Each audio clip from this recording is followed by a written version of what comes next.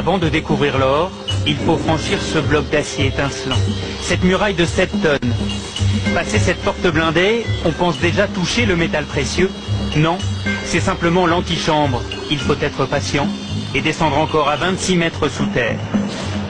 Et devant nous, une seconde porte colossale. Seuls 5 agents de la Banque de France ont un accès permanent au coffre et donc les clés pour nous y emmener. Pour des raisons de sécurité, les gardiens du trésor ne doivent pas être reconnus. Ils travaillent à la souterraine. C'est cette chambre inaccessible où dort l'or de la France depuis 1920. Pendant 4 ans, 1000 ouvriers ont construit cette forteresse souterraine.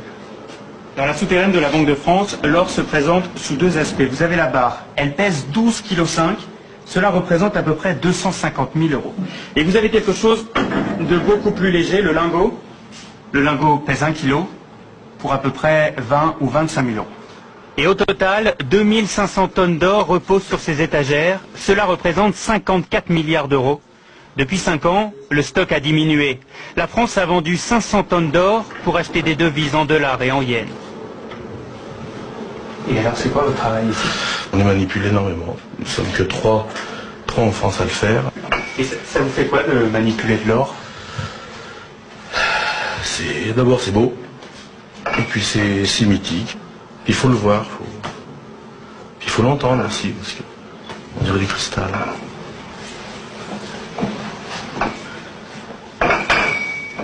Vous voyez, c'est un son.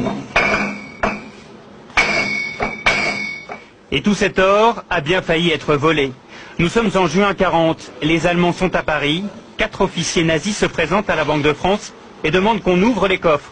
Oui, mais ils sont vides. L'or est déjà sur les routes. Il y a 2800 tonnes d'or à évacuer, ce qui est considérable. Vous avez donc de mémoire 400 ou 450 camions, parce qu'en plus il faut réquisitionner les camions, ils ne sont pas tous là, la plupart sont partis sur le front. On fait ça de nuit, et puis là donc on file vers les ports, et puis donc après on partait vers Dakar, vers les Antilles, vers les États-Unis, qui sont les 3 grandes destinations. Seule une caisse de 50 kilos d'or est déclarée perdue. Elle est tombée dans le port de Brest, et certains disent qu'elle a été repêchée. Après la guerre, l'or retrouve son écrin. Aujourd'hui, avec ce stock de 2500 tonnes, la France est le 3e plus gros détenteur d'or au monde, derrière les États-Unis et l'Allemagne. Cet or, c'est la forme ultime de paiement dans le monde. Donc, ça fait partie de ce qui donne le crédit à la France, à l'économie française. C'est de la monnaie sous une autre forme que nous gardons précieusement contre tous les vols, toutes les tentations qui pourraient exister. Et comme vous l'avez vu, je peux vous garantir que c'est très très bien gardé. Jamais des cambrioleurs n'ont essayé de rentrer. C'est de toutes les manières impossible. Avant de ressortir, nous longeons ces caisses en aluminium, encore de l'or. Et puis, au détour d'une salle, des sacs de pièces sonnantes et trébuchantes. Des dollars qui rappellent la ruée vers l'or.